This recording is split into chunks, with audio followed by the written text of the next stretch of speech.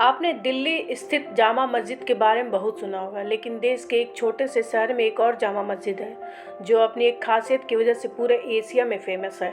उसकी चर्चा इतनी ज़्यादा है कि अमिताभ बच्चन भी केबीसी के शो में इस पर सवाल पूछ चुके हैं। इसी चर्चा को सुनकर इंडिया अड्डा की टीम भी उस मस्जिद के रहस्य को जानने के लिए उत्तर प्रदेश के अलीगढ़ पहुँच गई। अलीगढ़ के ऊपरकोट इलाके में स्थित जामा मस्जिद में इतना सोना लगा हुआ है कि इसे भारत कि गोल्डन मस्जिद भी कहा जा सकता है। मस्जिद में लगे सोने की शुद्धता और मात्रता को देखते हुए यह माना जाता है कि भारत क्या पूरे एशिया में इससे ज़्यादा सोना किसी भी मस्जिद में इस्तेमाल नहीं किया गया है।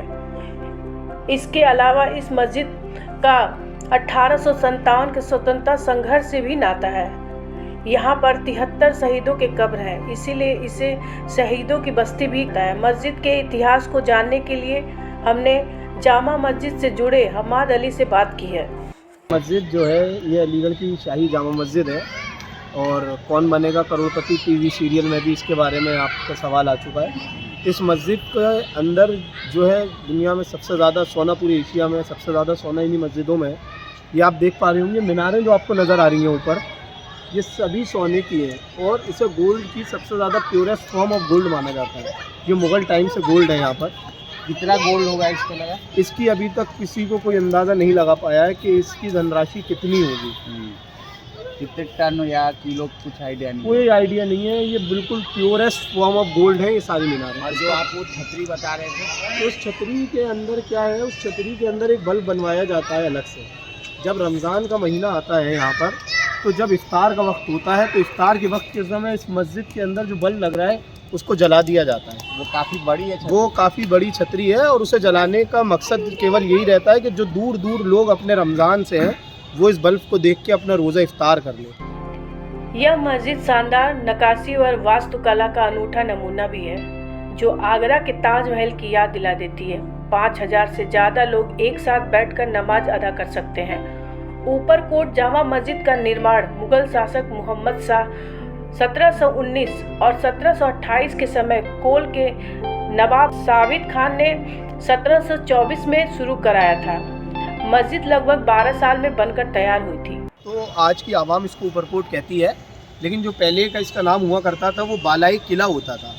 ये एक किला हुआ करता था। ऊपरकोट एक बेसिकली किला था, ठीक है, जहाँ इस जामा मस्जिद का निर्माण किया गया था। ये शहर की सबसे ऊँचे स्तर पर हम लोग खड़े हैं इस टाइम, ठीक है। और ये जितनी भी जामा मस्जिद आपको पूरी नज़र आ रही है सब शाही जामा मस्जिद है, ठीक है। मेरे पीछे आप देख पाओगे ये वज़ू खाना है। वज़ू खाना का मायना मतलब होता है कि लोग जो मुस्लिम हमारा समाज है वो अपनी इबादत जब खुदा के आगे इबादत करने आता है तो पहले यहाँ पे अपने हाथ और पैर को पूरी तरह से धोता है, ठीक है।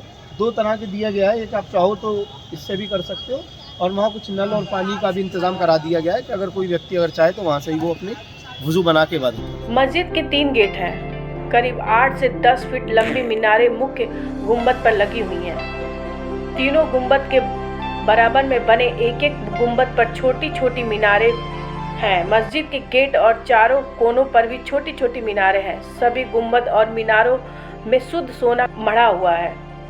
यह मुगल काल में बनी आखिरी सबसे प्रमुख मस्जिद है। देख पा रहे होगे छोटे छोटे आपको कमरे नज़र आ रहे हैं लाइन से, ठीक है। ये सब वही एक हिस्सा अलग से दे दिया गया है कि अगर महिलाएं आकर इबादत करना चाहें तो अंदर भी कर सकती हैं, न तो कि इधर भी आप लोग इबादत करें। उनके महिला भी अब तक हमने आपको बाहर का दिखाया, अभी हम लोग अंदर आ चुके हैं मस्जिद के, ठीक है। ये सब वही सफ़े हैं जहाँ पे लोग इबादत करते हैं, ठीक है।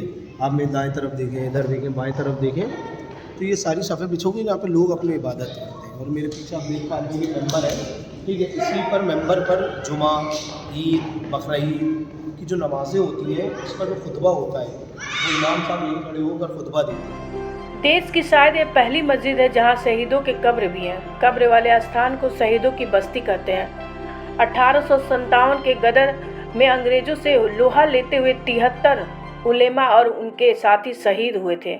उस वक्त पर अलीगढ़ जो था अंग्रेज़ी रेजिमेंट का एक रुकने का ठिकाना हुआ करता था और जो अंग्रेज़ी सिपाही थे वो भी मौलाना से मिलने के लिए रहते थे, लेकिन उन्हें वो कम ही वक्त दे पाते थे मुलाकात का।